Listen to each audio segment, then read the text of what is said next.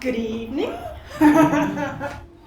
My name is Juliet. I am Center 42's consultant dramaturg, and for the last 9 months, I have also been the facilitator for the dramaturgs-in-training program, which these lovely folks have been on. So this evening, these guys have just finished coming to the end of the program, and so this evening we're doing a little sharing of the experiences that we had.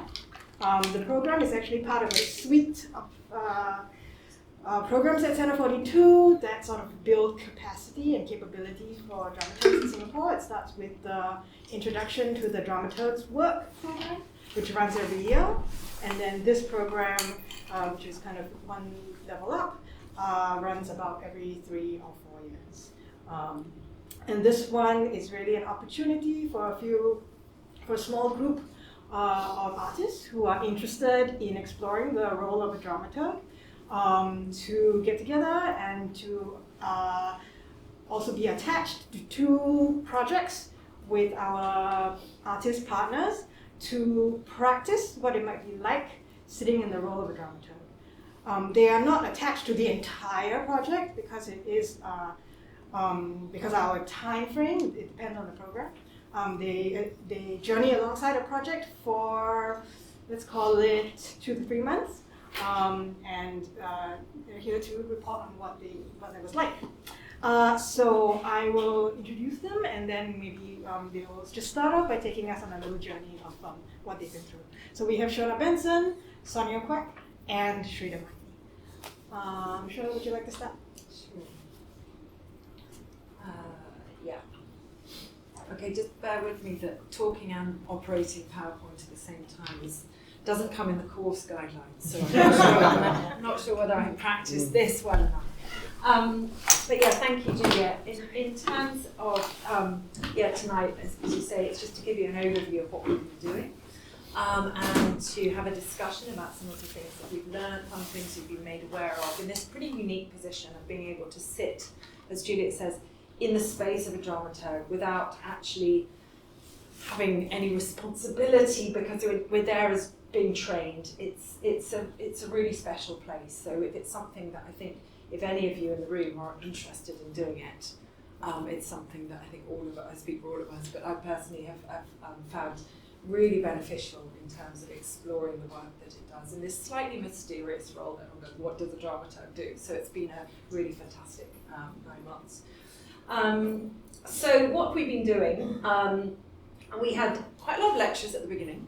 It was, quite a little bit of like round the table upstairs, all of us together, a little bit like going to school, but in a really nice way. Much nicer than going to school, as I remember school. Workshops, we were invited to the series that about dramaturgs that Centre 42 was doing. We had a lot of group sharing, and some one-on-one feedback sessions with Juliet throughout the course. The 2 key markers within the 9 months, as Juliet says, have been these industry placements, which Singapore companies and individuals have supported our development, which has been really fantastic.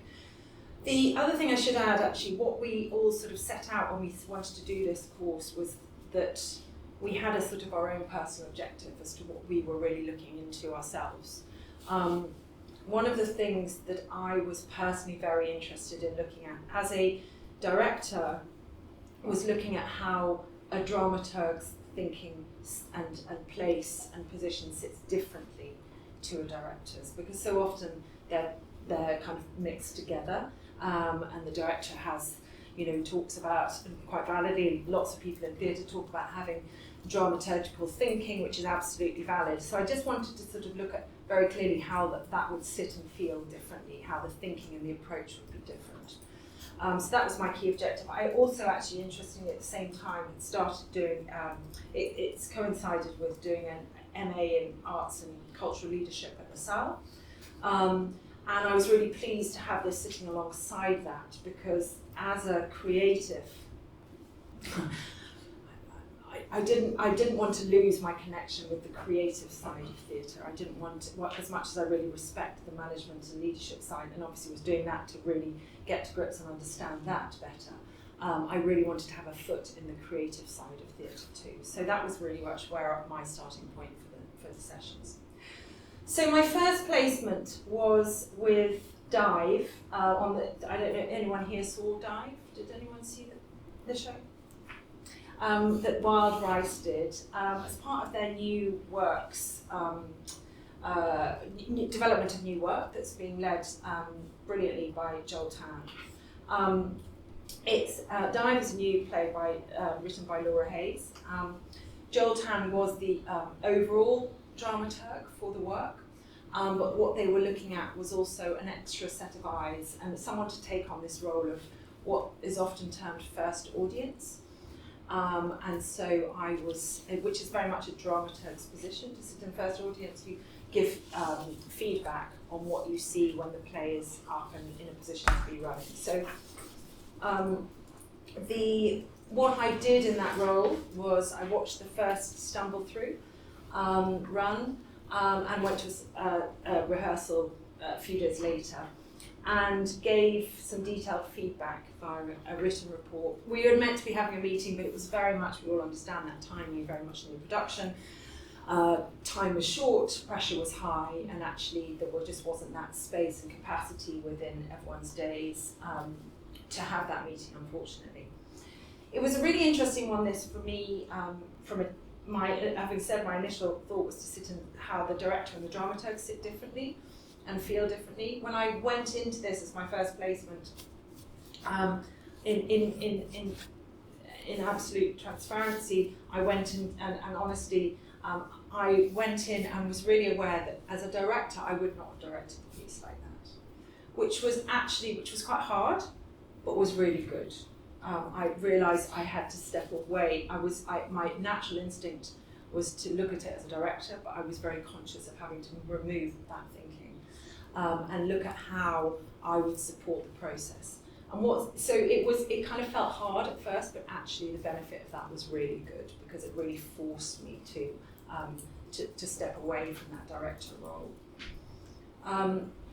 I think the looking and reflecting on a lot of what I learned, and that there was a lot to it, even though I actually wasn't in the room that much.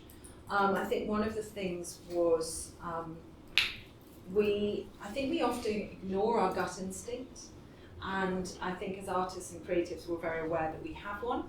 And I think that happens not just when we're responding to work, but that's also when we are responding to interactions within a team. And it can be uncomfortable at times, but I think we really have to acknowledge that. I think when I reflect on it, the dynamic, this is not to put any blame, this is just to acknowledge, this is not a criticism of anyone, but it's just, I reflect now that I probably wasn't the right fit for this role, and that actually, more importantly, Jill was such a great overall dramaturg, and the circumstances actually as well, which no one was ever going to know, was very unfortunate.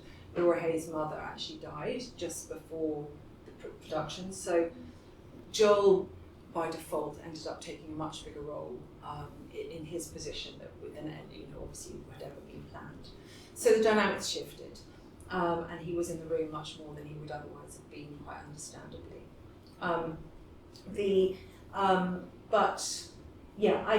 But on saying that as well, what also I didn't do, and I regretted, was being very clear with about what my role would be and developing an understanding between me and them about what it would be, and understanding from them what they really wanted from me. I think that was an element of first time trying to please, trying to do the right thing. And so in itself, whilst I'm not pleased with not having done it, but it was a very good reflection on that. Next time I should make that clearer. The other thing was staying curious, and really that was something that has been really I've been very aware of as going through this process, in that looking at something from a point of curiosity rather than reflecting on an opinion, which then can seem judgmental, but a curious interest and genuine care and interest in the work, and what the artist is doing and how one can support the artist. But yeah, it was also, another reflection was that to stay impartial and stay detached when you're not is really difficult, and I think that comes from a passion that we all come to this place with. So it was really good. It was also provided opportunities for some very difficult, not difficult about, but it was interesting having conversations as a dramaturg with the director, and we have talked in our lectures about the different methods of doing that. And actually what was great, and this is how brilliant it was actually being in this test case, dummy case, was actually then having to really put them into practice in real life, but not real life. So that was really great. My second placement was very different, whereas I'd been first audience with Dive, which is right at the end of the development process. I was working with Jean Ong as the director on No Particular Order for ITI. So it was I came on board right at the beginning of the process. Obviously, no particular, even though Jean and Joel had in their different ways been involved on the previous project, they were wearing very different hats in this one. But I was involved in the development stage, working very closely with Jean as the director on this piece. Because of learnings from the previous one, I was able to be much clearer, and I think came to it with much more, absolutely no way have I learned all the tricks in the book or all the ways to doing things at all, but I definitely knew that I was coming into it with more confidence than I had done before. Just with anything, as we practice it, it gets better. And so I was able to be clear about what my remit was with her, and we were able to talk very openly about how the process may work. Supporting the development of the world of the play was very much part of it at that stage, early on. Script analysis, both for her and within the room with the students, and also being in the room with them as they were doing the development work and contributing to the roundtable script analysis discussions with the students. It was very different working with students as well compared to obviously professional actors and professional creatives. Well, obviously the creatives were professional, but in terms of just the whole space. Where in a education setting, obviously a lot of the remit is to support the learnings of the students. And I have to say I had been slightly apprehensive initially about doing this placement, because at the same time I was also directing a piece at LaSalle, and thought maybe the crossover of working with two different groups of students, and again I was always conscious of this shift between director and dramaturg. But actually, it proved, what I discovered was it was very interesting to have the two sitting so close together, because it allowed me to step from one and very consciously step into another. What it also actually, what I felt from taking those steps and also kind of being in both, obviously, was that working with students is a very nurturing environment anyway. You are encouraging them to explore. There's more risk-taking than there is often in a professional setting where time and money is short. There are some luxuries that one can afford in an education setting, which actually were really valuable to have noticed, I think. And one observes them, and one also thinks, gosh, how nice a professional setting would be if we could also have some of those luxuries to take more risks, because I think that's very much a role that the dramaturg can help facilitate in terms of supporting experimentation, looking at more development, looking at how one really crafts the world of play. So reflecting on that, I think one of the key things I was very aware of in this one was that the relationship with the director, in this case who was my main point of contact, but also I think that would be with anyone, is a really critical relationship. And I think it was much easier because of the lack of pressure and because of the timing of when I came into this project, to have a much more open and playful's the wrong word, you would never have allowed me to describe it as a play, but it was a very exploratory, mutually respectful relationship. And that was a really valuable one.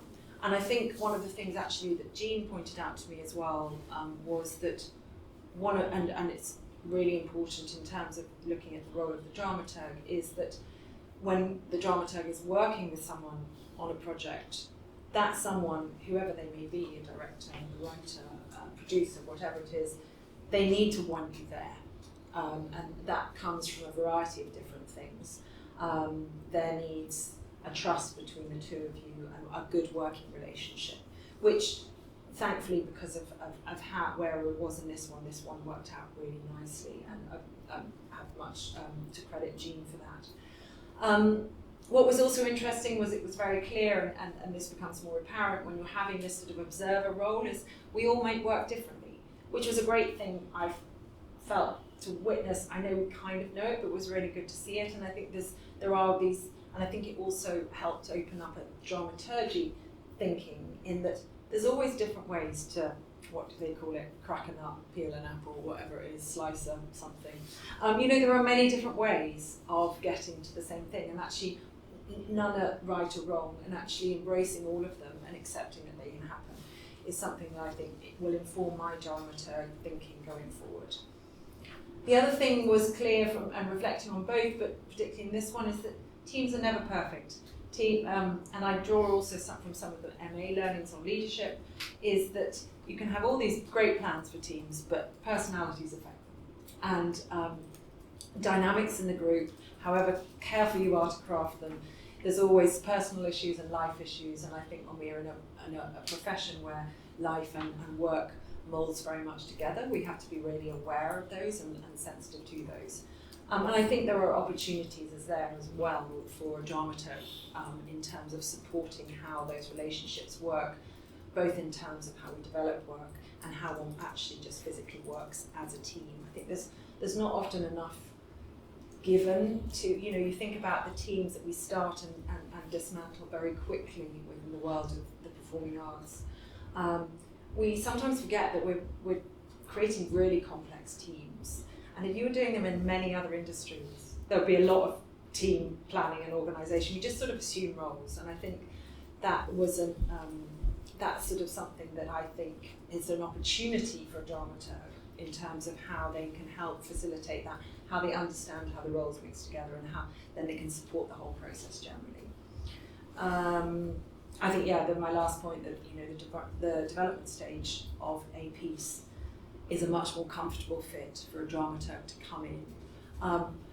In contrast to my earlier piece where I was right at the end, and I say to everyone's opening night is just looming and it's terrible and everyone knows how fraught that is. But again, from that, when I reflect, is actually Joel, who'd been on the piece from right at the beginning, was in a much more comfortable place with how then relationships are working, and it cemented to me that actually to have a dramaturg involved all the way along, one can, and to have the beauty of that luxury is a really great thing for the development of work overall. This is sort of to summarise some of the things, being clear about the role, I've talked about that. It's because we all come to things with assumptions, and particularly this role, dramaturg, people think it's a whole load of different things. And so I think to be really clear is the onus is on the team, but it also, I think, in the grander ecology of how we all work, to sort of educate people more about what both the dramaturg role is, and also being able to articulate clearly about what any of our roles are within a team. Nurturing relationships and building trust. This is such an important thing. It's so hard to do.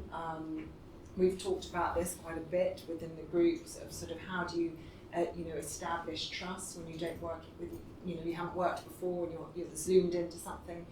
And I think looking at the ways that we talked with each other, the way we look at our body language and have conversations is really, really important. From a dramaturg point of view, a lot of the premise is coming to the work with care for the artists who are making the work. And I think that is sort of the foundation from what all of us are starting from.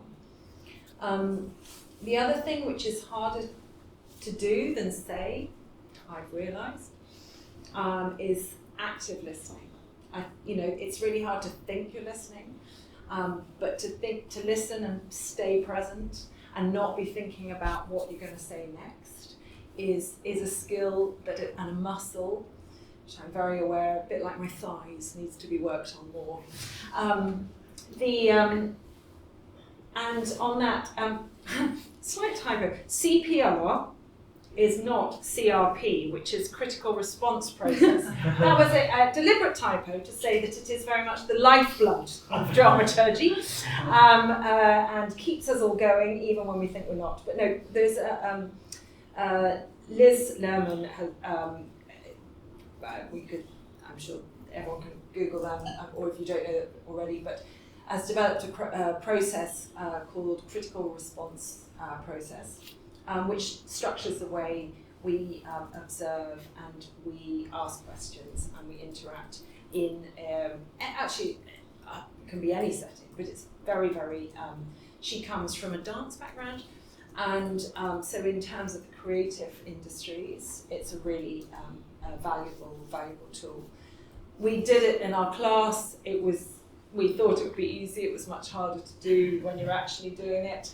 But it's definitely been a backdrop to everything that when I've been trying to have conversations. And we've been recording, which has been really good, and it's also really horrible because I hate listening to my own voice. But anyway, sorry for everyone having to listen to my own voice now. But it's a really interesting one to do in terms of asking these right questions. And one that I've definitely got noted and to keep on learning and keep on doing. So, and staying curious. I think that is, in terms I talked about the approach of care and curiosity is absolutely key. Curiosity, by coming to it with that sense of curiousness, it takes away an opinion because it's a genuine interest. Why someone's doing something, and helps them stop being defensive about it and doesn't feel that they're being criticised or attacked in any sort of way. The other thing I think that is important for a dramaturg is to keep you have a responsibility to the overall vision of the play, but also it's important to notice the small details too.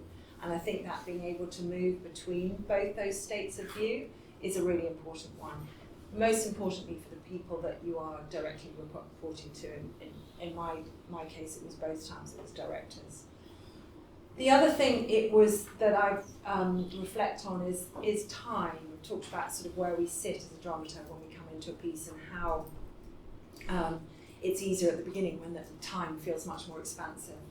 But it also, what I've, through doing this course, become very aware of, it's about, we tend to sort of, I tend to sort of rush conversations sometimes and want to sort of sort things out and get things done, but actually just the simple thing of, it's part of the active listening, but the simple thing of just taking a breath and taking a bit of time to not feeling one has to respond straight away has been a really valuable one, and also instilling that with those who you're communicating with as well. I think there's even been times actually where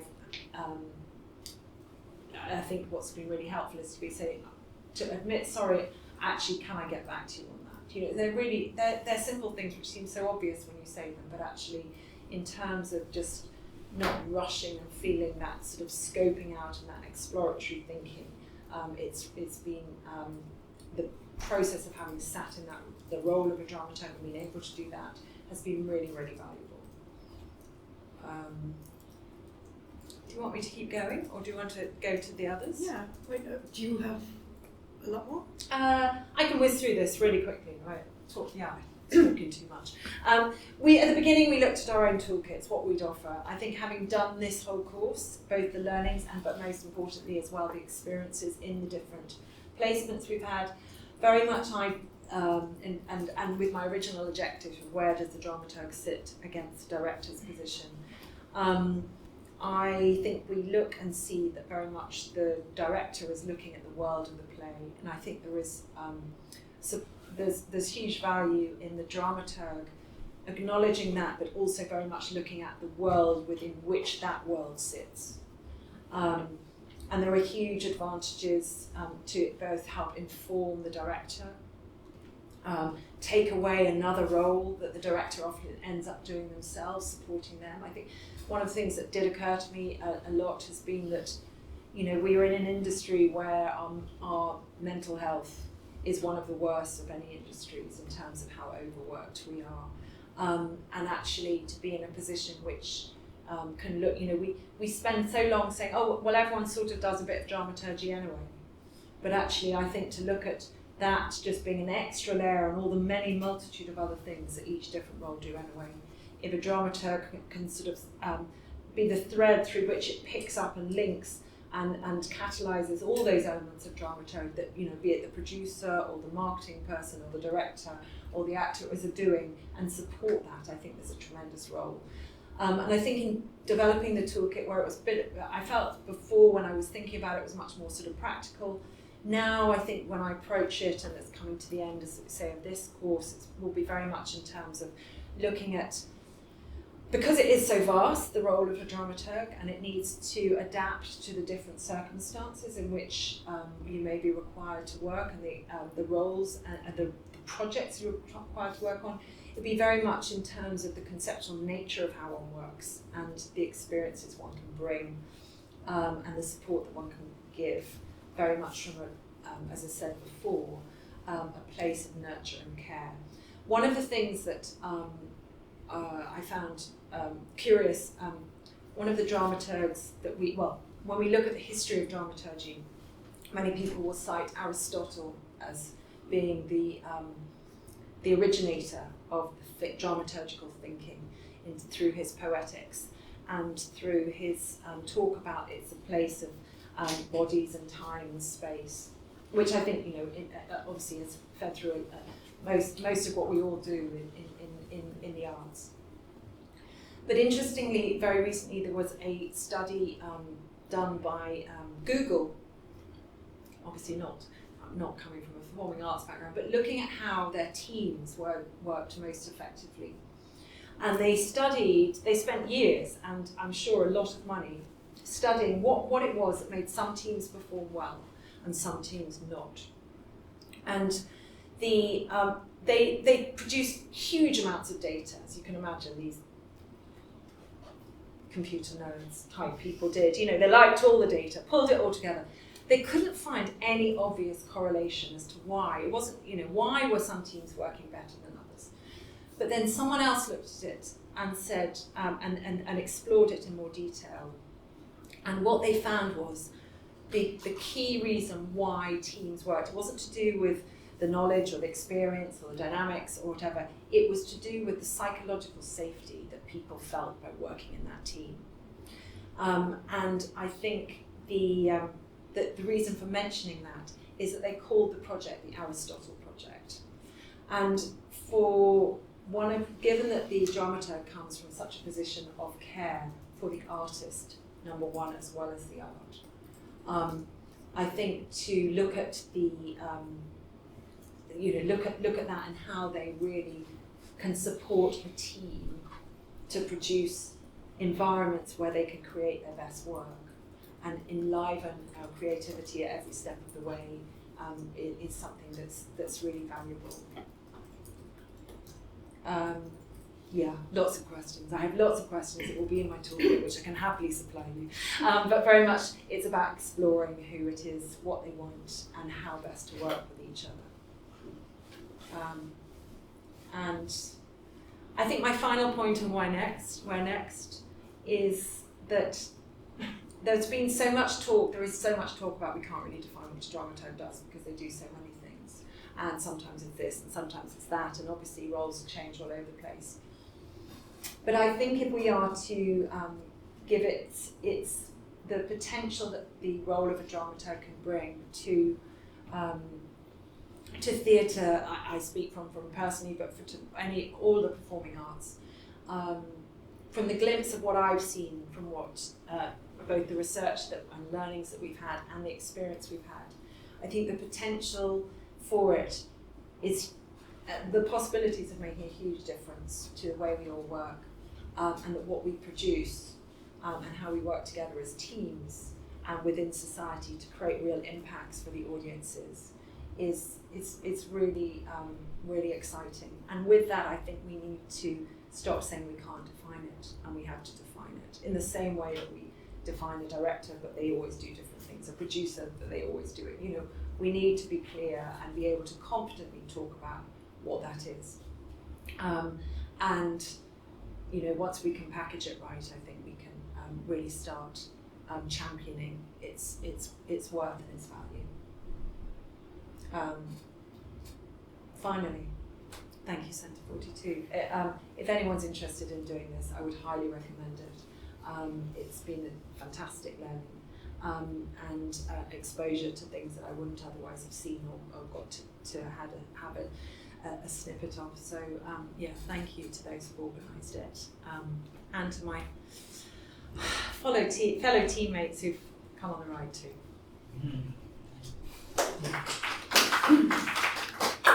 Shall we pass the baton down to Sonia? Well, it's a tough act to follow. Okay, I don't really have a choice. Give me a second. Okay. I don't have PowerPoint slides. I don't have any material to flash to you except me just talking, but which is very much like the work of a dramaturg because it's all about talking. It's just talk. It's all about having conversations. I'll just go straight into my attachments because I think Shona already did a very great overview of what we did. So my first attachment was with Lotus Root Support Group by Impromptu Meetings. So that one was a small independent production. It was Miriam and Shannon, and they were both performing, and also they wrote the script, and then they wanted to direct and perform it themselves. And then they were going to do a staging here in Singapore, and then they were also going to go to Fringe in Melbourne. So that was already planned in them when I started working with them. The thing that worked very well with them was that they were actively looking for a dramaturg. So I actually really got to be a dramaturg for them in my first attachment. Like they actually credited me as production dramaturg, and they actually, like, I had real stakes involved working with them. So that was a really good experience for me. Yeah. So when I signed up for this program, actually the main reason was that I wanted to try practicing dramaturgy in a theatre context, because although I studied in Intercultural Theatre Institute, I've graduated to do work in everywhere but theatre. So yeah, and then I was starting to do a lot of dramaturgy in interdisciplinary works, but I actually haven't been doing it in a theatrical context. So in my first attachment, that was actually one of my main goals, just to do dramaturgy in a theatre context again. And it was with a small independent production. So it was actually very familiar ground to me because I usually work in more independent fields. And I was actually hoping to do more text dramaturgy at that point. But when I joined this production, they were already kind of like done with their script. They were ready to go into the rehearsal already. So I didn't really get to do much text dramaturgy besides the very first session I had with them. And then I ended up doing more playing to my strengths, which is movement dramaturgy. So that was actually the bulk of what I did with them. And then they were very generous. I think once you start building a relationship with them, then they also started to, I think, include me more in terms of asking for my feedback, not just about movement dramaturgy, but also about like as first audience or in general things to do with all their production stuff. But then we would still focus more on the movement dramaturgy. Yeah. So my key learning points about that was, first one is you need to have the conversation about how you like to have the conversation. This is directly quoted from Juliet. Yeah, so this really helped me a lot because I was worrying a lot when I first joined the team, because I was like, so what do they actually need and what do I want to do? And then when I asked Juliet about it, she actually asked me, why don't you just talk to them about how to talk? Like, what do you want to talk about? What do you focus about? And once we did that, it helped to clear up a lot of things. So the main thing I learned from that is you need to find out what the directors want to focus on to talk about. And not just that, not just what, but you must listen how they and myself want to have conversations and how we can best have conversations. And like Juliet was pointing out to me, and this really helped me as well, because it's not just about like, oh, like the abstract things or ideas or like, what I'm concerned about, but it's like details, even like timing. Do they want to talk in the morning? Do they want to talk before rehearsal? Do they want to talk after rehearsal? Do they want to talk right after rehearsal? 1 week after rehearsal? Do you want to review the footage before you talk to them, or do they want you to see it fresh and then just talk? And then the next thing is also the duration of the conversation, because time is limited as always. So how long do they have to talk? How long do they want to talk? Yeah, and then the place and mode of the rehearsal. The discussion as well, because whether you talk online, in person, and yeah, like before, after rehearsal, actually outside the rehearsal room, inside the rehearsal room, like all these little things actually affect the conversation like a lot. So that was the main thing I learned from this attachment. And then the second thing for me was to assert for time with the directors to have the conversations. As I was very mindful that like they are working independently, and independent production, we do a lot of unpaid work. It was very clear that we are all like doing extra work, and I think we were all very mindful of like the time. We were too mindful, I think, with each other, because they were mindful like, oh, they're taking my time, and I'm mindful like I'm taking your rehearsal time, and then there was a lot of that. So I think actually after I talked to Juliet, then I realized that, but I need to have the time. Like I need to assert and ask them for the time and say like, okay, we need to have the conversation, and then realize that they also want to have the conversation. So actually once we kind of got over that politeness, it was much easier to go with the work. And also because Juliet reminded me that like a lot of the dramaturgs work is the conversation. Like there's nothing else really tangible besides that. So like I have to assert time for that. So that helped me a lot in this attachment as well. And the last point for me that was a key learning point was that to spend as much time as possible in the rehearsal room if you can afford it. Yeah. That is up to you because, and also to check with the directors, but because for me it was like spending time in the rehearsal room is to observe how they actually work and how they actually need to work versus how they say they like to work. You have to actually observe what they actually need to work as well, and then I know how to adjust, what to offer. And also because like what Shona talked about, like it's very necessary to build and nurture the relationship, right? And the best way to do that is just to be present and around. Like it's super underrated, but like for me, the thing that helped a lot with them was that they gave me a schedule from the start, so I could block out my dates and my times, and so I would make sure I would always come down when I said I would come down. And they would also value my time because like if they had to cancel rehearsal, they would also tell me before that, but then we will always like be mindful of each other's time. And because of that, I was able to be present and around for a good chunk of their work, and then we could also plan how our time could be used. So it was very, very efficient, and I felt like that was also because that they wanted me to be around. So that was really, really something that I also learned, like what Shona said, that you need to be wanted to be around as a dramaturg. Yeah, because if you will feel it like if they don't want you around. Yeah, and then you will also not be able to do any work. Yeah, okay. Then now the point I'm going to talk about is what worked well and what could be improved upon. So what worked well in this attachment is asking them what they actually want and need. So at first, when I first went in, I thought, okay, they will need like research, stimulus, and I was so excited, and I sent them things. And then they told me, it's great, but we don't have time to look at it. Yeah, and then they were like, but please send us, we still love to know about it. So it's like, okay. Then after that, adjusting that, I realized that, okay, I don't have the anxiety about not doing enough. Because that was my main anxiety. I was like, am I doing enough for them? Like, what is it about me? Like, can I just be around? And then I realized, actually, yes, that's maybe what they really need. And then the other thing was that finding out what they want to hear and what they actually need to hear.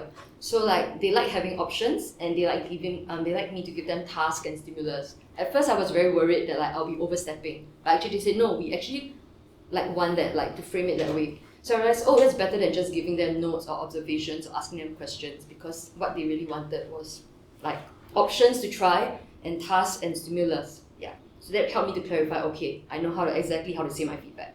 Then the other thing that was important for me to that worked well was that realizing like what is important to them to receive in the limited time. So I realized that for them, they needed time to check in at the start. They needed like 15 to 30 minutes to check in, to talk and settle in. And at first, when I first came for the first few rehearsals, I was quite anxious, like, oh my god, that's taking up a lot of time, right? We're just like chilling. But then as I work with them, I realized that the chilling is the work as well. It's part of the process. So we need to take care of that time as well, and we need to do that together. and me being present for that is also very important, and also like not rushing that, because once that is out of the way, then we can actually work very efficiently. So like knowing like how they work and knowing what they actually want to do in their limited time is very important, rather than what I think works well for them or what is necessary. Yeah. Then the last thing that was really worked well was finding out what's important to them as artists and clarifying boundaries of the work. So because the work of a dramaturg overlaps into many creative areas, right? Like for them especially, because they were literally triple threat. They wrote it, they're directing it themselves, and they're performing it. And that means that sometimes they couldn't see themselves. So I had to be the one to see for them. So the very important thing for us was to voice out like directly, like, okay, how do you need to feel supported in your vision? So like we clarified a system of working from the start, right? So that we will make sure that I would not overstep into choreography and with my movement dramaturgy. So we clarified that, for instance, I would never suggest to them how to do an action, or never give them moves to try. I would actually help them to find it, refine it, but I would never actually tell them directly, oh, do this move, do that move. So then we help to clarify that from the start, so we know, okay, we don't want to overstep into choreography. And then the next thing that we also clarified was not to overstep to directing. So then it's very clear, like before the start of a rehearsal, that they want me to sit in and workshop with them. We will start the session with talking about, okay, what is the vision you have for this? So it's very clear that the vision and the things that they want to work on as directors are clarified to me from the start. And then I use that as a checklist to work with them, and I workshop with them later on the session. So like that was the system we developed for how we want to work together, and that really worked for us. And I realized that that's something that is very important for them to feel, that they have the ownership of that as well. Because I think a lot of the anxiety a lot of directors feel with dramaturg is that they're going to come in to tell you what to do and to take your creative ownership. So I think like clarifying that boundary of what my role is and how I'm not overstepping, like right from the get-go, was very, very good. Yeah. And then what could be improved on, to be honest, for this first attachment, I think the main thing that could be improved upon was just learning to be less polite and just going straight to the work. Because I felt like we were very, very, very respectful, too respectful of each other's like time, because we were all freelancers juggling other full-time work obligations. So there was a lot of care and concern about, not stepping on each other's toes. But that kind of, made the engine a bit slow to start. But once we got past that, it was like the relationship went very fast, and that was really good. Yeah, so that's my first attachment. Okay, now my second attachment. Well, it's like heaven and earth, heaven and hell.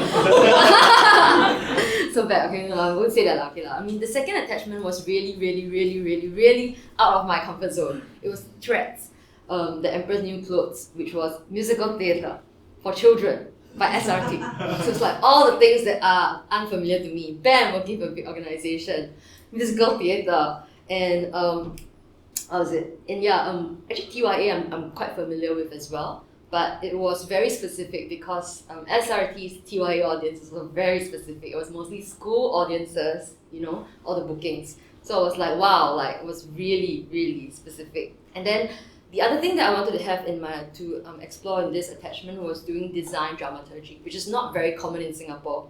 So like dramaturgy is already, people are like, what is this? And then there's another one now I want to throw in is, I want to work with production designers for dramaturgy. People even more like, I thought it was only for text. Like, why do you want to work with designers? Okay, so like I was really going in like in the deep end.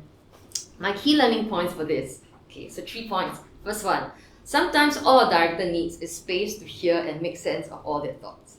So the anxiety from the first attachment was amplified in the second attachment. So the anxiety about like, am I doing enough? Am I contributing? Was like even worse in this one, because I was like, oh, I have no space to add on to contribute.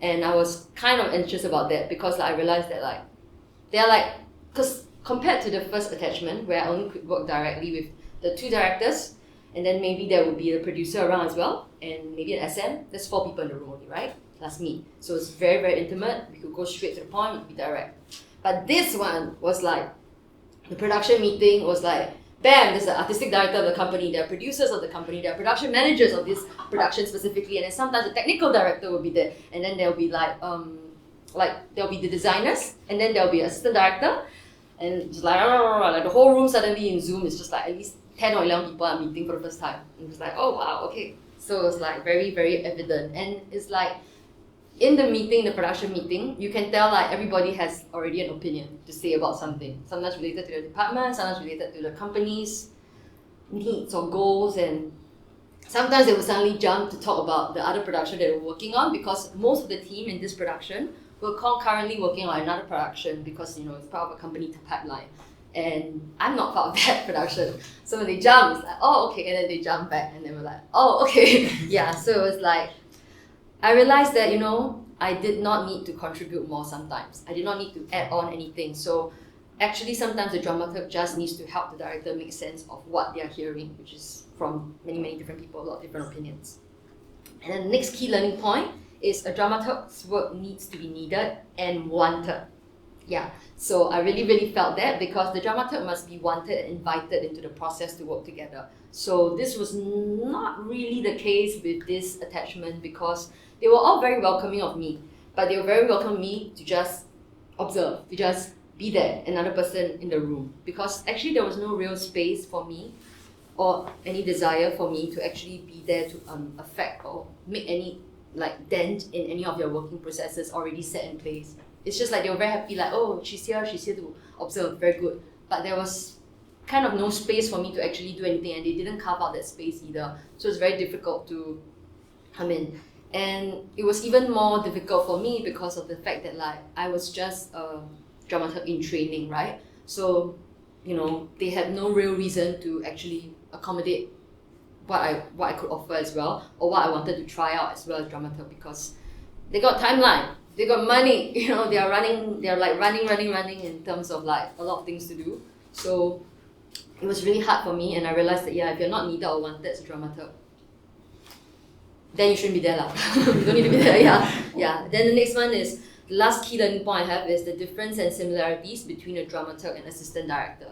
So it's pretty interesting for me because Daniel already had a very long time trusted assistant director with him called Eric, who has been working with him, and Eric is also attached and working full-time with SRT. So the thing was that was very difficult for me, because the role that the dramaturg sometimes fills up is the role of being the support, the sounding board, but all those things were already taken up for me by the role of the assistant director there. And of course, why would he ask me, a random outsider just coming into the production, to talk about these things when there's his trusted long-time assistant director who has been with him for a very long time? It's doesn't make sense to ask me, right? So I was I would just be there. So, and sometimes it's just observing. And also, I think I took my cue from them, because I realized that Eric didn't really talk much during the big production meetings, assistant director. So it felt very weird for me to come in and start talking in the production meeting. So I kind of more observed that they had more private conversations. So I wanted to try to have that with Daniel as well, but it was almost impossible because of time. Yes. But then I realized that the difference between a dramaturg and assistant director as well is that for the assistant director, you still have to listen to what the director wants you to do, because you are directly assisting the director, right? So every time when I see Eric also talking to Daniel, or sometimes Daniel talks to Eric, it's actually giving him directly things to do. Sometimes it's really helping him just to run a rehearsal or whatever, but sometimes we just ask him extra opinion here and there. But actually, I don't see Eric doing anything that a dramaturg does in terms of providing provocation, challenging, and contending with the director, basically, which is I think what a dramaturg really is about as well. And I realized that is one of the main differences for me that I learned from assistant director and dramaturg. And the other thing also for me was that I feel what I learned was that a dramaturg's role actually is a lot about challenging and sometimes disrupting as well the process, and in a good way, of course, for a good reason. And just like what Shona said, it needs to come in more at a development stage. So the timing that I came into this production was kind of already they already kind of wrapped up their script, kind of. Actually, there was still time, but the difference is that because for them, they were working in a very specific company timeline, and like I said, they didn't carve out space for a dramaturg, so there was no reason for them to.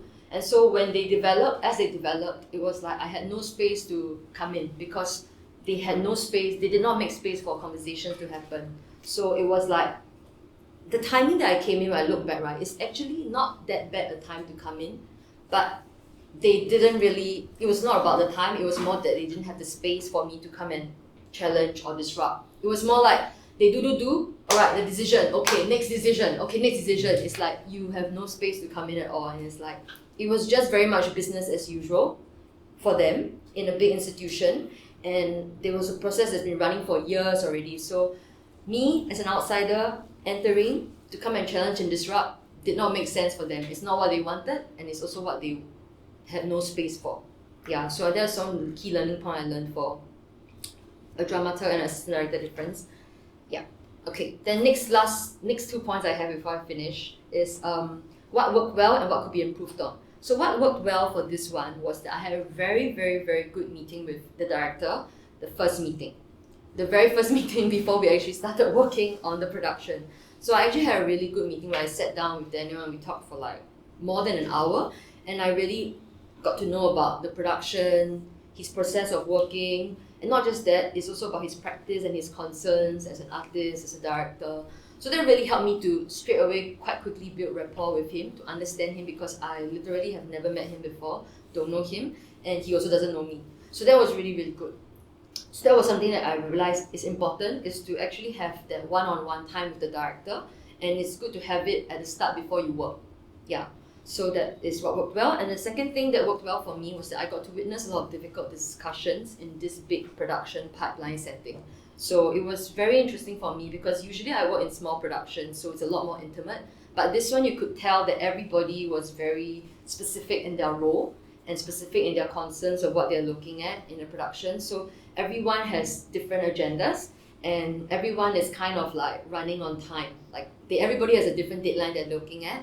And so they always were trying to negotiate a lot of those things in the discussions. So sometimes it felt like the negotiation or the discussion that happens in these meetings were less about artistic or creative or abstract choices, which is like what a dramaturg's work usually will be involved in. But a lot of it was maybe more to do with like problem solving, negotiating, and like finding out how can yours work with mine. So it was not really a lot of space for me to feel like the dramaturg can come in and talk about these things, because they were all concerned with more tangible outcomes and tangible things that needed to be changed, which is, to me, I felt like as a dramaturg, that was not really where the conversation usually looks at. Yeah. And the other thing that I also got to notice in this big production pipeline setting that was new for me was that the roles of the artistic directors in the process and the producers. So as a dramaturg, I have never had to be aware of that so much as compared to when it's a big production setting, because a lot of time I felt that in these production meetings, when the company artistic director was there, then when he comes in and cuts in and talks about what is necessary, everybody kind of has to follow the agenda and listen more, because he's like the overall head. So I found that very hard sometimes to then know exactly what the director was really thinking about in those settings. It's like I needed to have one-on-one time with him, but then there would be no time for that. So it became really hard to, like, after the very first meeting, I felt like we never had that time again, like one-on-one alone, and it became really, really hard to actually know what is he looking for, what does he want, because all the things that we said at the start is like, it couldn't happen lah. Yeah, there was no time for that because there's the artistic director saying this, but the producer saying this, so yeah. And then the other thing that I got from this experience that was really good though was that I managed to have a really good in-person conversation with their lighting designer, Juliet, at their tech. And why it was so good to work with her, because Juliet, among all the designers, was a UK-based designer. So she was actually used to having dramaturgs and working with dramaturgs. And she was quite obvious to me because during the process, her notes as a designer were obviously also a little bit more artistic slanted sometimes in the way she gave notes. So I could tell like she was more used to also having those discussions. But then when I talked to Juliet at the tech, when she shared her experience with me about working with dramaturgs, it was pretty obvious that it was like in the development stage. So the stage that I came in was already a little bit too late. Yeah, and she concurred the same as me that like the time is very much needed. Like if you don't have time, and not just don't have time, actually there is time, but if you don't factor in the time to, make space for the conversations to happen, then even if there's time, it's just not going to be used for dramaturgy at all. And yeah, so that was what was pretty evident for me. But it also cemented to me that, okay, it is possible that it can work but you must want it, because she said that there is this experience of working with dramaturgs and production designers in the UK. It can happen and it does happen, but it needs to be planned way earlier. And if it's a big pipeline, it needs to be planned into the pipeline already, which was not in this case here lah. Yeah. What could be improved on for me was that timing and scheduling with a company that is working full-time hours is very difficult for a freelancer who has full-time job outside. It was like literally impossible, because unlike the first attachment, we were all very like able to adapt to each other, and also their rehearsal timings was after work, which also suited me. But for this one, they were working literally full-time hours, which is also literally when I was working, right?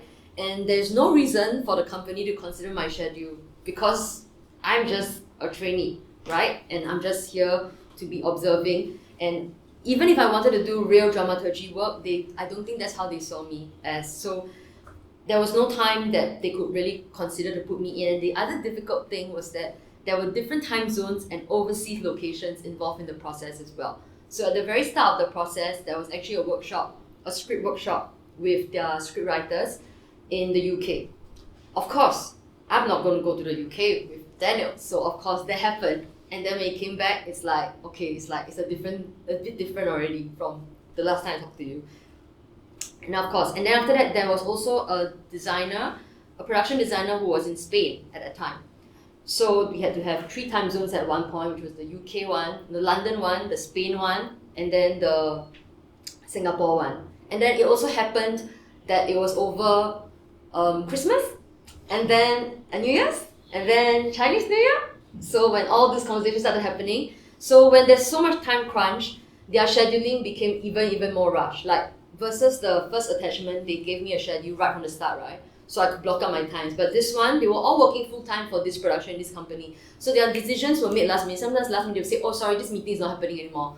I was like, oh okay. And then after they would say, oh, we're having a meeting later today, so you can join if you want. And I'm like, oh, I can't.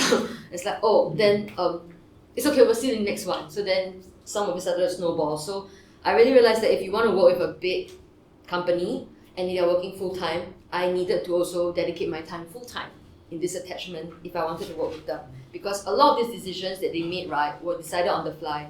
And also like Eric is literally with Daniel physically most of the time, which is where he can support him, which is what ideally I should have done as well. But like I said, they were also working concurrently on another production. So sometimes like, even like for instance, Wednesday we will say we have a meeting. I just talked to Daniel on Monday. But then on Tuesday he says, oh, actually we shifted something already, and me and Eric talked about it just now between the break from the other show, and then they already decided that thing. So it was like, okay, so they just make decisions on the fly because of course they're working in proximity to each other, and a lot of it a lot of knowledge that they have access to, I'm not privy to. And it's like happening informally all the time. So that is the nature of working for a full-time company, and that I couldn't be with. Yeah. And then the other thing was there was a lot more processes and layers of people to get to compared to the first one, right? The first one I can just talk directly to the 2 directors / writers / performers. This one I can still talk directly to Daniel, but as Daniel got more and more busy, his message replies became less. And so to find his schedule, I just started to message the production managers instead. But then after that, I also got passed from one production manager to another production manager, which was fine. But they were really, really great. Like it was a big learning curve for me also to learn how to communicate with production managers, and they would also communicate with me. And so it was really nice because they would always update about like, okay, when this thing happens. But the problem is that it already happened. So like most of the time, I'm just finding out in hindsight, like catching up on like their rehearsal reports or trying to get footage or whatever. And at a certain point, it felt like I was just bothering them for things. Yeah, so it didn't feel that good as well. And then when I did speak to Daniel sometimes, most of the time it was just trying to schedule or to find the time to come. But actually, there's no real conversation about dramaturgy. And by the point when the production go into rehearsal, that's like totally out of his mind already, like to think about dramaturgy. I did manage to go for one of their full dress rehearsals, and also managed to go to their tech there. But again, all the decisions have already been made. I had a very good conversation with Daniel again at that tech, but he himself also admitted it's like, yeah, because there's no time already, like you have to make a decision on the go and go to the next thing. So there was a sense that like, if these layers of processes don't get broken down to have the space like opened up for a dramaturg to come in. It's just going to keep going, and the dramaturg cannot insert themselves forcefully into it as well. Yeah. And the last thing I think could be improved upon for me, which is something I think is my biggest learning curve, biggest learning point that I'm really realizing, is that in this kind of big big production setting, I need to be not afraid to assert my role and what I have to offer. But I found that it was quite hard to do that with this company because there were too many voices talking most of the time. And for me, I really felt like there was no real stakes for me to be there. And there's no real stakes for them to include me. It's like it felt mostly I was inconveniencing them. And honestly, it did feel like I was still an outsider to the process most of the time. And it was very hard to feel like I could penetrate it when I didn't have time to spend with them and they didn't have time to make for me to come in. Yeah, so that is the reflections. Yes. Thank you so much. Shridar? Sure. I have the privilege of going last. Yes. Maybe I will begin by actually talking about why I joined this program in the first place. Which is, some of you know, some of you may not know, but my background is actually in opera. I'm actually a musicologist by training, and one of the things about being a musicologist is that ultimately we do academia about music that other people perform, which means that our role is actually to think about clarifying intent. That a score is a score. But there's history, context, and weight that gets lost over time behind it. How do you get back to the intent of something, and how do you then how does that translate to performance, right? So the job is to clarify intent.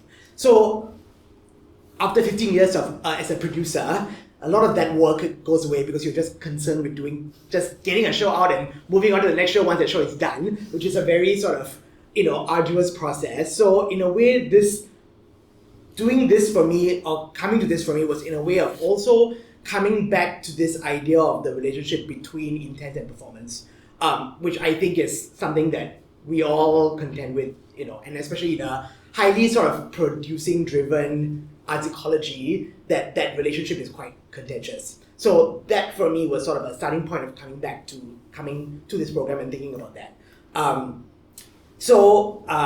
And with that sort of in mind, even at the onset when we were having our initial conversations before I even sort of joined the program, one of my big things was I really wanted, especially in the first attachment, to be thrown very much into the deep end of things so that I completely without any safety tethers. That was quite important to me because because you fall back on the things that you are familiar with, and I didn't want that. So my first attachment was with THE Dance Company, working on a production called Searching for Blue, which was an existing work that they were adapting for the Art Science Museum in August last year. And by the point that I entered the conversation, they had actually already, all of that was already firmed up. The performance was firmed up, they knew what they were doing, they knew who the dancers were, and all of that was done. So in a way, I, not unsimilar to Sonia's second attachment, I joined sort of halfway. Not that I would have been able to, might not have been much use from the beginning anyway, because my background isn't in dance, and that's not a vocabulary I'm very familiar with either. So in a way, it was good because the framework was already set up, and I could sort of come in at a point where they were sort of starting the rehearsal process for the work. And I think one of the mistakes I made at the onset was also maybe not being very clear with the team, and especially with Swee Boon, who was choreographing the work, what I could or could not do in this sort of environment. So what that meant then was that at the onset, I was quite sort of lost in terms of where I was situated within the rehearsal room and what sort of my role was there. And the thing is that my sort of panic-induced brain then falls back on the things that I do know, which is unfortunately producing. So what happened then was that I felt this desire to have to sort of have something tangible that came out of this for me and for them. And what I then sort of thought about was maybe working on some kind of audience guide for the performance, because obviously it's in a much more public space than doing it in a black box where you have the intention of going to the performance. Anybody could sign up for it. It was free. So I was thinking of maybe looking at ways of seeing the performance and things like that. Which for me, which now in retrospect, I'm like, maybe that was not actually maybe necessarily a good way to begin with in the first place, because actually I felt that the observer role, I think, would have served me a lot better going into this attachment, and just to sort of be in the room and observe how things work, and to sort of just be there and be the fly on the wall and to be able to see the sort of workings of the rehearsal process without feeling the desire to have to intervene or to be productive in that space. So I think that was sort of the big learning point for me from the first attachment. And I mean, even when I did the audience guide, I sort of I came into it with sort of my understanding and assumptions of what that should be, and I mean, I made it very clear to THE that this is really my exercise. Please feel free to not use this at all, which they didn't. But it was really an exercise for myself. But then now, sort of on retrospect, I was just consumed by this need to have something tangible come out of this, and I think that was probably one of the biggest learning points from all of this was sort of the feeling the need to resist that. Feeling the need to resist anything tangible that as a dramaturg I need to do to make my role productive. So that was sort of I think something that I learned by being dropped into the deep end of the pool before I was in. So that was great. In retrospect, it was great. At that time, it was deeply disorienting, but it was great. So yes, and I think one of the things also was that I wasn't really sure how to communicate with Swibun as well. I wasn't sure how to sort of what do I talk about? What do I not talk about? What do you want me to hear? What do you want to hear? What do you want me to say? These were all questions that I had, and I think they could have even been clarified from the beginning, but I think it was also sort of my own not being able to sit in the discomfort that prevented me from even having those conversations in the first place. Yeah. So that kind of all came into play. So it was actually quite a difficult sort of month for me, because I was sitting in this place of deep discomfort, which is not a bad thing, but was a very disorienting thing. And I think that coming out of it, my biggest takeaway was, one is you don't have to be a producer all the time, but secondly is also that that actually the discomfort is fine. It's totally okay, and it's totally valid, and it's totally it's a totally nice thing to feel, especially when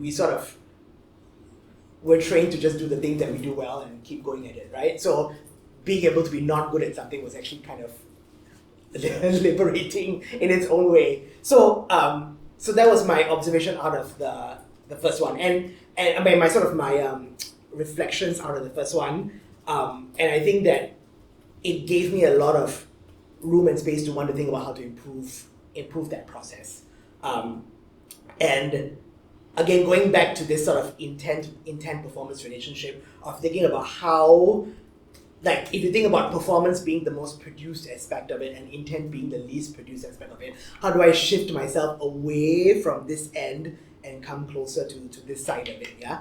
So that was sort of my biggest takeaway from this first thing. How do I sort of get back to intent and leave performance sort of out of it, because it's not my problem, even though in daily life it's constantly my problem.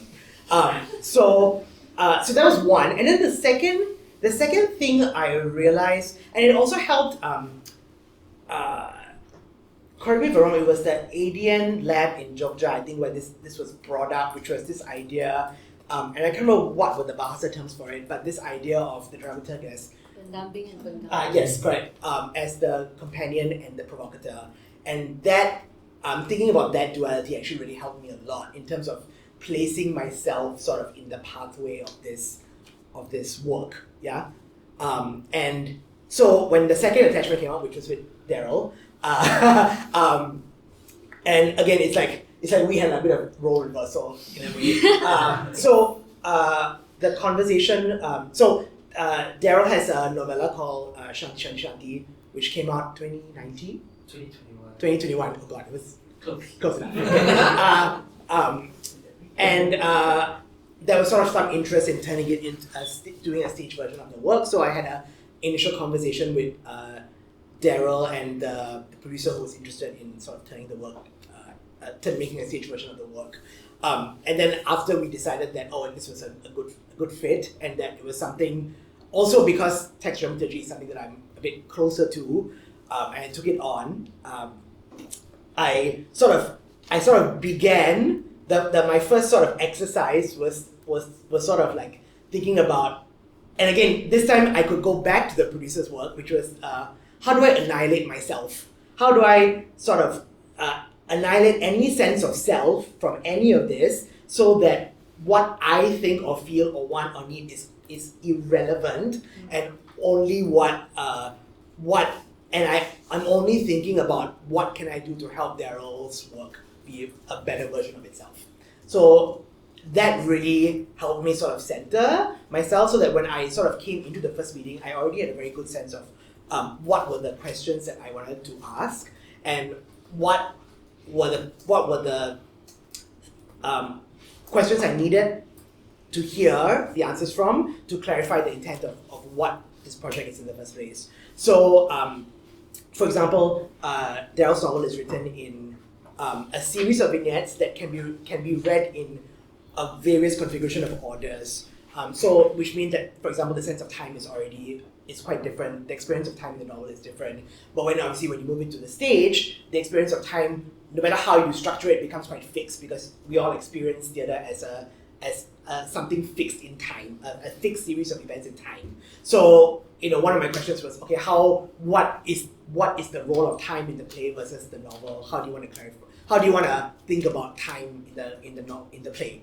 And then what I did was to just throw a bunch of exercises at him and be like, how about you just so for example, some scenes were in monologue, and I was like, how about you write this in dialogue? Like, can you just write the scene in dialogue and see what comes out of it, So it was just actually me. I wasn't even telling him oh, let's do this. Let's try this. What is the vision of the work? What do you want to do? It was more just me being like, let's just play with these things.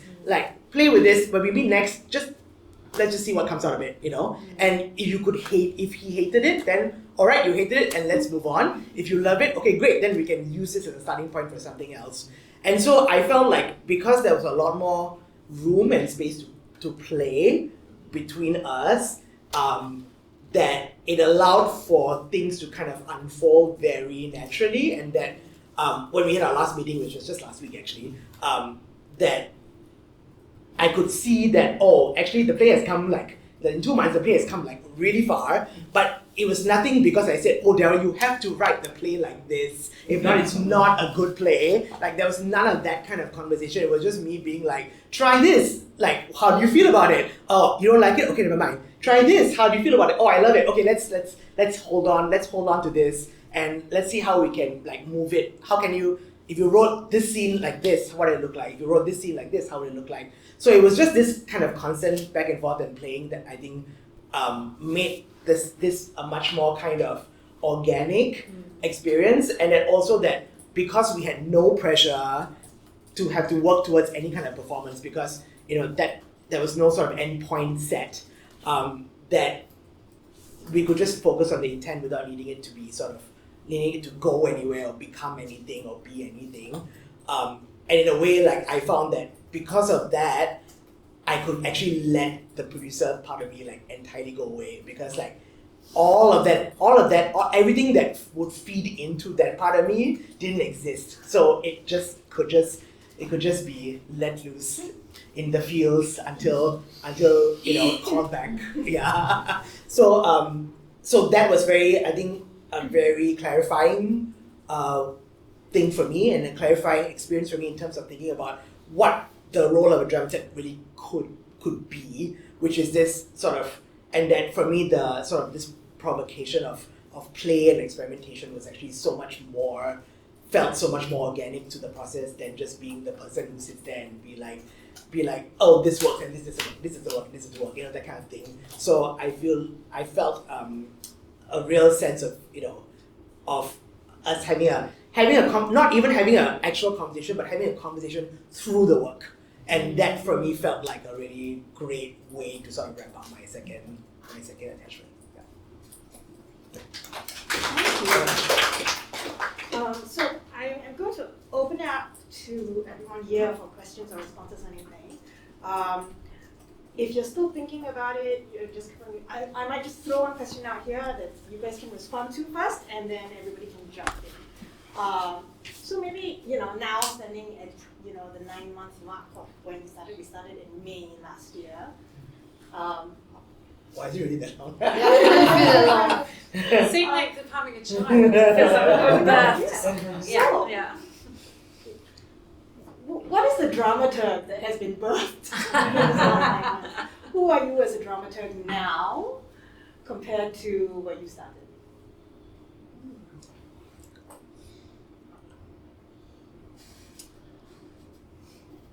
Who wants to start? I think I literally, having just been birthed, still quite work behind the ears type thing, but definitely I think it is what's been demonstrated in terms of all the different experiences we've talked about. It's discovering our own language in terms of how we work and how we communicate as both. I think in terms of just, I think whilst it's important to look at the role as a whole, I think what we all bring to it as individuals is very different. And I think, I don't mean just us three, but I just think by the nature of it. So I think there is no doubt in my mind, my confidence to be able to talk about the possibility of me working as a role, as a, not a, in training anymore, but as a proper one, is something that I feel I could articulate much more fully. And so I think the birth's gone okay. And if I could ask you, just maybe the start of what you would articulate as to what I would articulate. I thought you'd ask me that. That's really annoying. I think I would. My approach to being a dramaturg is to look at any position and any point with a point of creative care and exploration, and the way that we can work together as individuals and as teams to really explore courageously our creative output.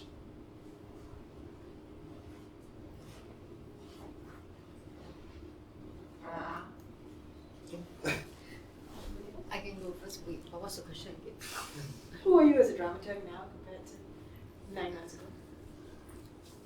To be honest, I don't think I discovered any groundbreaking revelation. I think it more cemented to me what I already knew about myself. And I think for me, I know I work best in small team settings. I know I work best when I can work intimately with creators and I can bring up that intimacy. Yeah, and I think one thing also that worked very well for me with the first production was that what their work is about aligns very strongly with things I also care about, and that means that it's like we both share. Me and the creative team, I feel like had a lot of similar values in terms of working, in terms of care as well, care practices. In fact, they articulated that as well, and it was really nice that we could even have a conversation about it. So to me, it cemented to me that for me as a dramaturg, the things that I value, I can put that forward more obviously as well with the people that I choose to work with. And I don't have to be a dramaturg for everyone. I can be the dramaturg for people who share the same values and who are also interested in the same things that I'm good at offering. Yeah. And I think the other thing that I'm very proud to say that is that I think similar to Shridar, the idea of playing, experimentation and playing is quite important to me. So for me, I think what I would like to offer is to offer a sense of spaciousness for for the creators.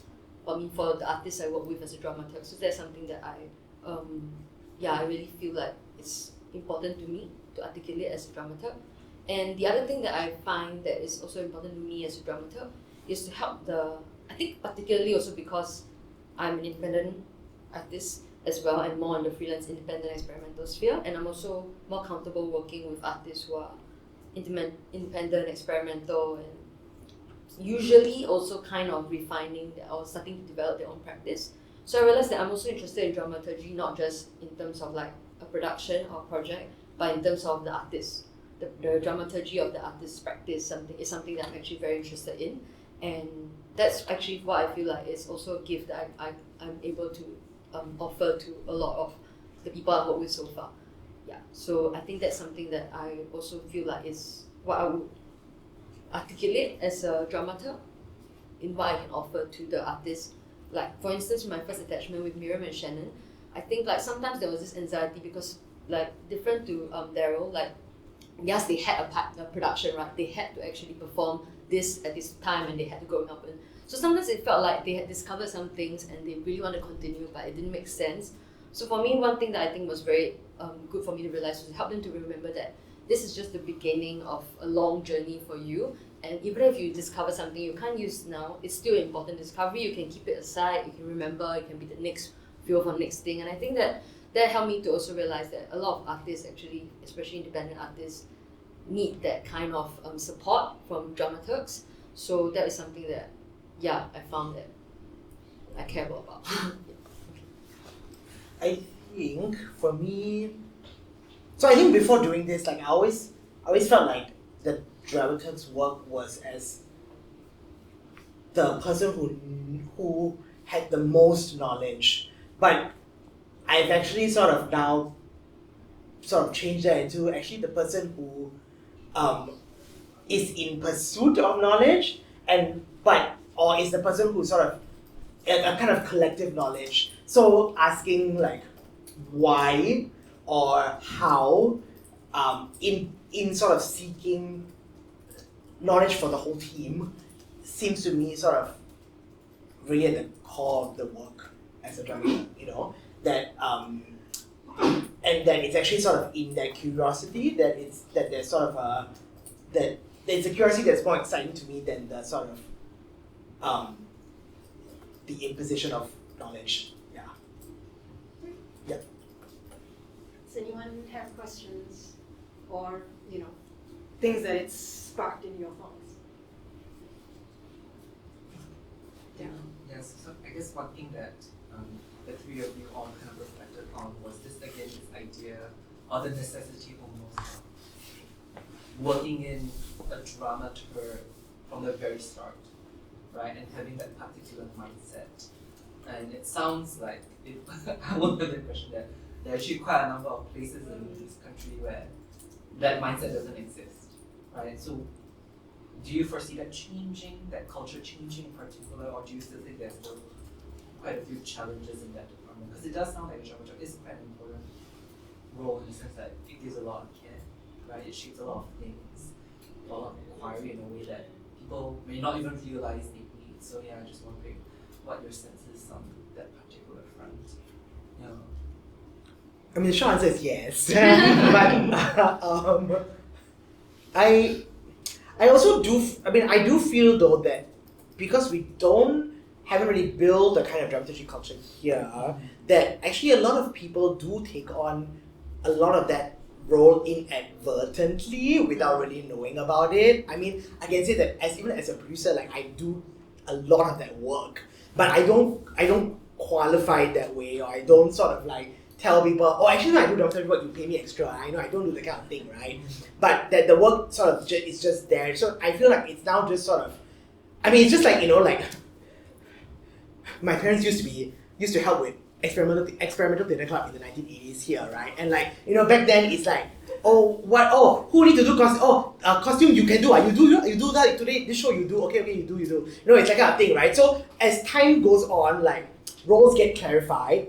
It's just that we haven't got to the point where the dramaturg role is clarified So I just think like we just need to now line designer is line designer, costume designer is costume designer, set designer is set designer. So now it's just time that the dramaturg is the dramaturg lah, and that it's not the producer or the company manager or the production manager is all doing sort of all of this work. I think that's the step that needs to happen. So it's not that the work doesn't exist, it very much exists. It's just that it's being done kind of split up in the way that in the 1980s,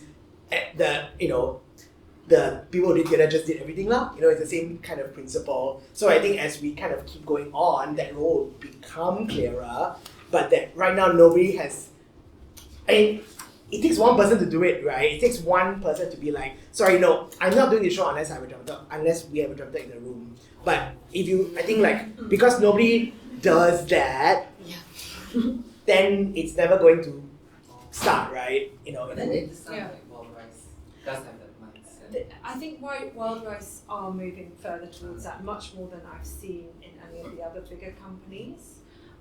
Certainly not SRT or Pandemonium, for example, from my experience, but that's not across the board. There's an interesting quote on this that I pulled out that was relevant, I think, to your question. That I hope I'm pronouncing this name right, but Eugenio Wagner has described dramaturgy as a synthesis, a weaving together of elements, and an act of cultural assemblance. I really like that quote because I think it's sort of building on the fact that so many and we've talked about this before, so many roles within in the performing arts and theatre, everyone has a sense of dramaturgy, and everyone is doing, to a lesser or greater extent, the role, a sort of a mini role of a dramaturg, alongside all the other things that they're having to do to produce, to get this, some sort of creative art out there.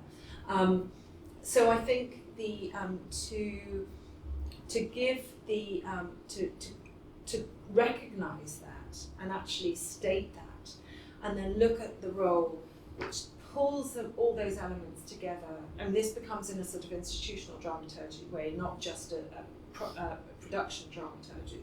I mean, there's so many different sort of hats and at different stages of first audience that one can use. But I think in terms of aiming for that, to help support the production or the creation process and actually performance as a whole is a really important place to be aiming for. And I think there's, obviously, this in itself is part of building towards that. I think education within the arts institutions about what the role of dramaturgy is, doing, having more people talking about it, more people asking, then hopefully it sort of gains momentum.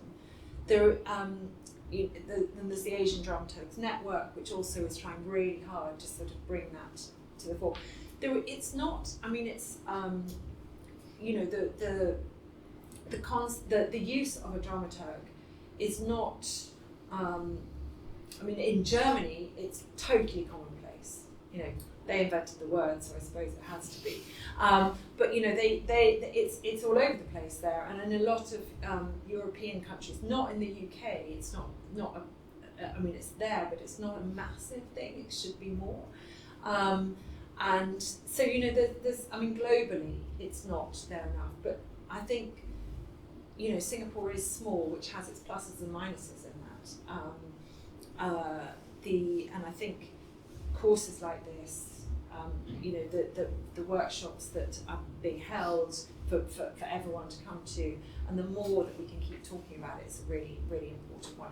But I think that's what I was saying in terms of defining what we offer as a dramaturg, rather than just always tagging it that, kind of breaking it down so lots of different people do it. I think it can only serve to from my point of view, what it really does is enable the connection with actually our audiences to be enhanced.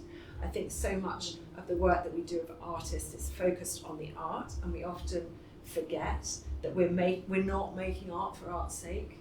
We're making art to make an impact on someone and a group of people. It's not always the same group of people. people, which is a flaw, but you know, it's specific groups of people that we're trying to make an impact with. And that bridge and that connection that a dramaturg can offer to really help and support that creative drive is really, really important. Can I ask what's the question again? Oh, just thinking about what it feels like, I guess, to face the challenge of not necessarily accepting or thinking about the necessity of a dramaturg, and whether you feel like that culture exists and whether it will change. Yeah. I think that Singapore's culture is, as a whole, doesn't sit very well for dramaturgy at the moment. That's the problem, because I think there's dramaturgy is like the things that it needs, like experimentation, time, play, you know, are not things that are inbuilt into a lot of our current existing processes and systems, and people tend to see it as wasteful or, you know, indulgent. And I think that it's about a whole cultural mindset that needs to change. But it's also a practical thing. It's not just about like the cultural thing. It's also that in terms of money, in terms of ethics and wages of things like this, they are also not in place, right? I mean, don't even talk about dramaturgs like considered a role that's extra. Talk about existing roles already. The wages and stuff for that is also not. So if things are already like not there in terms of what exists, why are people going to be willing to create another one when there's already not enough existing? So I think that's another of the reasons that structurally we need to also rethink a lot of those things before we can actually start to inbuild dramaturg into a process as well. I don't think people are resistant to the idea of it in terms of actually having it. I think most people will be like, oh, go dramaturg, sure, great. But then if I have to pay for it, maybe I don't need it. Yeah, and maybe it's not important. Or okay lah, you can also do right. Actually, you can also think about this, right? You think about this also lah, then we don't need dramaturg already. Yeah, so a lot of people tend to do that. So I think that's why it's like, it goes back down actually to that very first part, which is like, do we value it, and how much money are we willing to put there? How much time are we willing to put there as well? And I think that another thing though is like matching the dramaturg to the production. It's also something that is not happening. I guess that's why people think that because people tend to only know a few dramaturgs right now in the industry. So the idea of a dramaturg then just gets tied to those people. They think, oh, dramaturg must be like this guy, he must be like that guy. And so a lot of people think that means I'm not like that, so I'm not a dramaturg lah. Yeah, and then or they think like, oh, but you only need this kind of person to be dramaturg in the process, but so actually I don't need this kind of person, that means I might sure don't need a dramaturg. So I think a lot of people just have their idea of a dramaturg fixed based on the people that they see doing dramaturg roles now. So then they just think that I don't need it or I don't want it. But actually maybe they do, but it's because the idea is set. And then I think the other thing is that the idea of the dramaturg needing to be quite established already is also something that is already entrenched in Singapore's culture as well. I don't know if it's a global thing, but I do think that it's the sense that, oh, you have to be at this level already, then you can become dramaturg. So I think a lot of people don't feel, I don't think a lot of people will want to hire like fresh dramaturgs in Singapore, because it's like, firstly, it's an additional expense. So secondly, I want to make sure my money is going to somebody who's already established. I think a lot of people think like that, like if I put like very bluntly. So like that is also why nobody's going to hire new dramaturgs in Singapore so far. It's because people expect that they have to be at this level already. I feel that's my personal opinion lah. Not necessarily true. Like you have to like, I feel like in Singapore there's a sense you have to earn or prove that you can be a dramaturg before you can be a dramaturg. Yeah, so that's the feeling I'm getting right now from most people lah. Yeah, and that is also maybe why it's hard. But that's also why I feel like this place like Center 42 is like great, because like it's trying to nurture up new ones and also trying to match us already to people who are new as well. And I think at least to start to raise the culture is we actually need to have like programs that nurture dramaturgs, new dramaturgs alongside new like playwrights. But maybe not just playwrights also, it could be also people who are just creating, like emerging practitioners creating performance. Because I think now Center 42 has done a great job for doing that to raise awareness for dramaturgs with playwrights. But then people still then think of dramaturgy mostly with only text. But that's also because it just cannot just be Center 42 doing the work lah. Because Center 42 is text-based, right? That's the main focus. So of course, they're going to look at supporting that more. But what we need is actually for other places, maybe places that also do interdisciplinary stuff, to also think about bringing dramaturgy. Then we can start to break dramaturgy away from just being like only linked to text based. Yeah. Any other questions? Right. Before we close, I'm going to just ask three of you. Maybe last words, or what would you like to say to the arts community?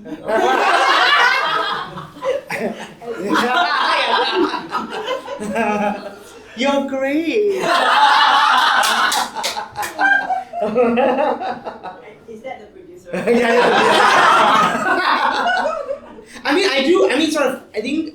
I will kind of maybe I do to speak to that. I think one of the things though is that we do live in our scene is very highly product focused. Yeah. That is a natural detraction from sort of what would be the dramaturgical kind of process as well. So as with Center 42, I went to Czechia last December, and all the theatres there have in-house dramaturgs. Everybody has it, and their job is to work with the artist to develop the piece that has been commissioned by this theatre.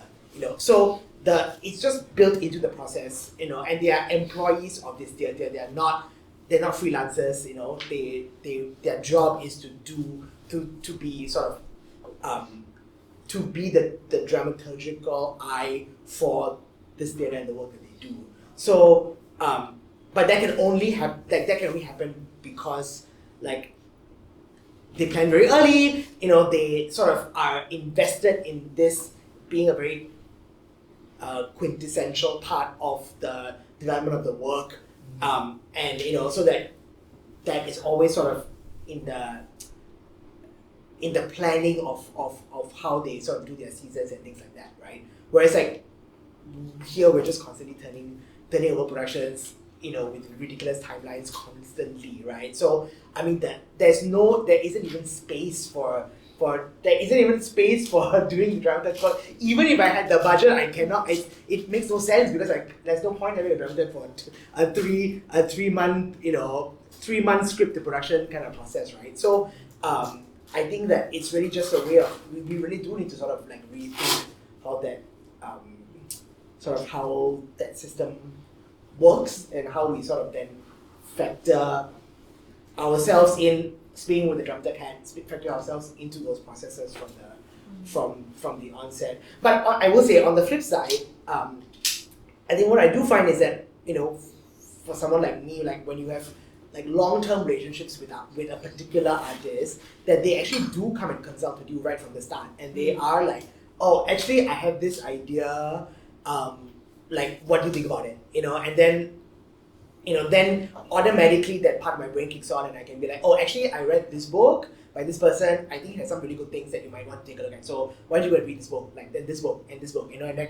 so I feel actually a lot of it also happens very organically and very ground up. But again, it's not sort of this artist doesn't come to me being can you be the dramaturg? And I have this idea. It's just I just want to talk to you about this, So I think it's just a kind of, and I feel maybe, it doesn't even need to be sort of so nicely packaged as such either. But I do feel that there's some value into sort of the individual saying that I'm doing dramaturgical work and it involves this, and this is how I fit into the puzzle of this work. Yeah, I feel that has been sort of something that has been a different way or different lens of looking at making work lah. Yeah. Quickly, does anyone want to say? Question is what again? Question is about actually just what you want to say to the arts community, right? I don't know. There's nothing. Or it can be anything. Okay. I feel dramaturgy is an exciting space, and I hope more people can be excited to take it on. And I do agree with Shridar though, it's actually about developing long-term relationships as well. Generosity begets generosity. So if you are generous as a person to a dramaturg, I think people will also start to approach you to be dramaturg. But then also find your own boundaries and capacity lah. I feel you have to care, like you have to care about the artist's work, or you have to care about, it's like exactly like, why would you suddenly say like, oh, I saw this thing and thought of you? It's because you actually care about the artist's work, right? So I think it's also like, if you want to develop a relationship with an artist, you need to actually care. It cannot be like so calculated, like I'm only going to care about you from this point of time to this point of time for production. Yeah, but the tricky thing is like, it's like we also need to earn money and make money, so I don't know how to fix that part. But I do think that the core of it is that actually you need to really start to have genuine care and want to develop that relationship. Like, you know, like just as artists have their own voice, I think dramaturgs also have their own areas that they care about. So it's finding out what area you care about and who are the artists you're interested to work with. Because I still remember like Hao Nian, like he actually developed a relationship with Richard Kunchen just like that, because they actually became very close because he actually cared, and then, you know, it's through caring about that person and also being interested in what they are, you form a relationship, and then that's how it grows, and then you start wanting to work together. It's like, he didn't just go straight in and say like, you know, I'm only like looking at you as a person who's potential to be just my employer. You know what I mean? It's because he actually was interested in what he was doing as well. You know, so I think that is something that is like, it cannot be forced. Like you have to want to be a dramaturg as well, just as much as you want people to want a dramaturg around. Yeah, so I think that's also another thing that is important. And then I remember Heng Lon also said something like, actually it's just like deep hanging out. Basically, it's just like deep hanging out. Dramaturg is basically just deeply hanging out with another person sincerely. So you have to be sincere in life. Like you're not sincere, I think the artist will also know. Yeah. Yeah, I mean, I think, you know, we could probably all keep you here for another 3 hours talking about the joys of, and actually the value of dramaturgy. I remember in one of the first discussions I think we had, saying, you know, everyone talks about the value of dramaturgy, but yet it's the first thing to get cut, which is just crazy, because if there's value to it, why are we cutting it?